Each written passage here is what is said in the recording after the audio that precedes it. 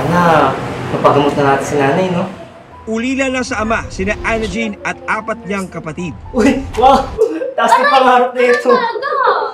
Nurse daw.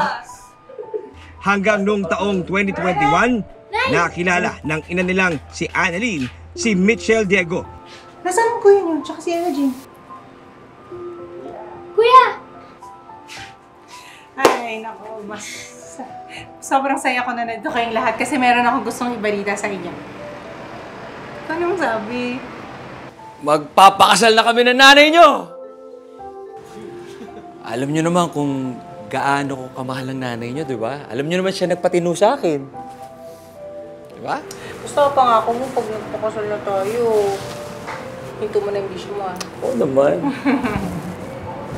Tinuturing namin ang tunay na ama dito sa amin. Kasi marunong siya makisama. Pati kapitbahay namin, naniniwala sa kanya na mabait siya. Okay lang po, makasikaso po. Lagi niyang inaasikaso si mama. May sakit si mama. Siya na rin po nagpumilit na ipa-check up si mama sa clinic. Ika-17 ng Hulyo ngayong taon, isinugod sa ospital si Annalyn sa Dumaguete City sa Negros Oriental dahil sa sakit na anemia.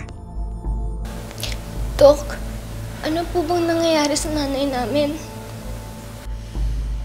Medyo malala ang kondisyon. Sir, pwede po ba kayong makausap sandali? Noong mga sandaling yun, kailangan nilang bilhin agad ang gamot na kailangan ni Annalyn. Kailangan nating masalinan agad siya ng dugo. Baka mas grumabi pa ang kondisyon niya pag hinantay pa natin sila. Dok, paano po yan? Sagad na po yung nailabas namin pera eh. Dahil dito, nagpaalam ang mister ni Annalyn na si Mitchell na hihingi ng tulong sa mga kaibigan para may pambayad sa ospital. Kailangan mo natin ng pera para kay nanay.